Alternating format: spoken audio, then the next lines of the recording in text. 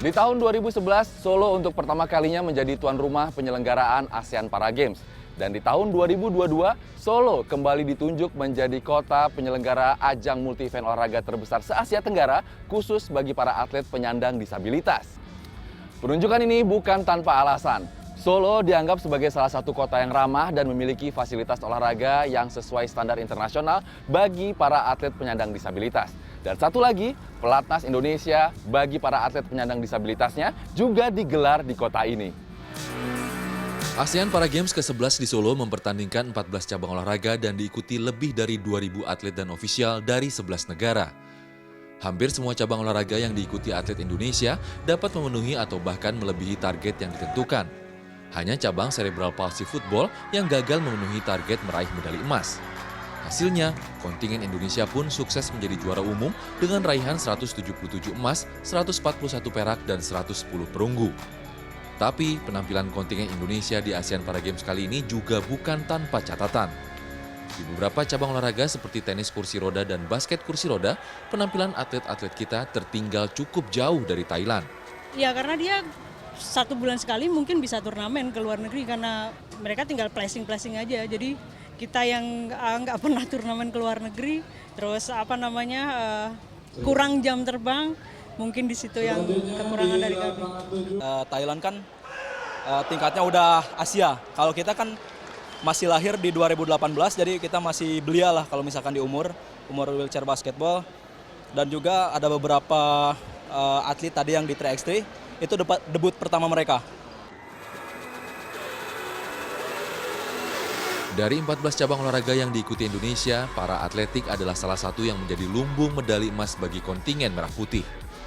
Menjalani pelatnas yang berkesinambungan, atlet-atlet para atletik Indonesia berjaya mengumpulkan 62 emas, 44 perak, dan 24 perunggu. Pelatnas para atletik Indonesia juga memiliki beberapa lapisan atlet yang disiapkan untuk tampil di level Asia Tenggara, level Asia, hingga level Paralimpiade.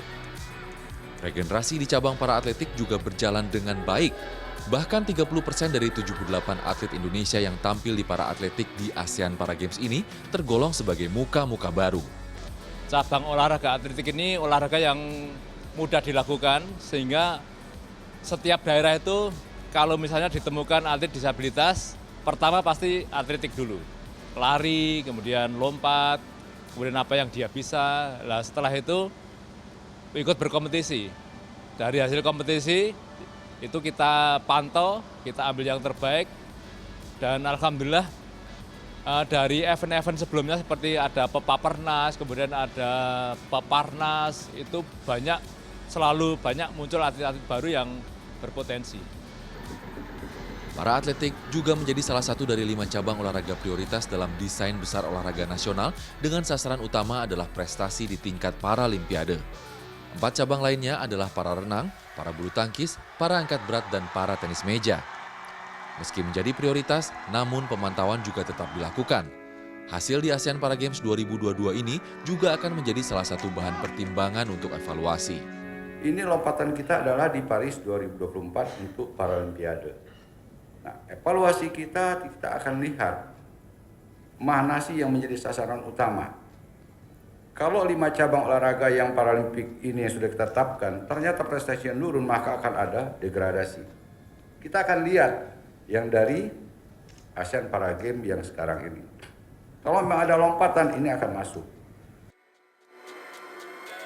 Selain sukses prestasi, ASEAN Para Games ke-11 di Solo ini juga bisa dibilang sukses dalam hal penyelenggaraan. Relatif hanya memiliki waktu 4 bulan untuk menggelar event ini, Solo mampu menyiapkan venue dan fasilitas yang sangat memadai dan sesuai standar internasional. Ya, harapannya ke depan Solo bisa lebih friendly untuk teman-teman difabel kita, dan juga warga Solo lebih aware bahwa atlet-atlet difabel kita ini luar biasa semua. Tapi yang jelas kita sudah memberikan yang terbaik dalam waktu yang sangat singkat, dengan budget atau anggaran yang sangat terbatas juga, dan ya kita berusaha sebaik mungkin lah. Event ASEAN Para Games ini memang bukan semata-mata soal prestasi dan olahraga saja. Event ini juga mengingatkan kita bahwa kesetaraan dan kesempatan yang sama adalah hal yang selama ini diperjuangkan oleh saudara-saudara kita penyandang disabilitas. Erlangga Wisnuaji, Fajar Ahmad, Solo, Jawa Tengah.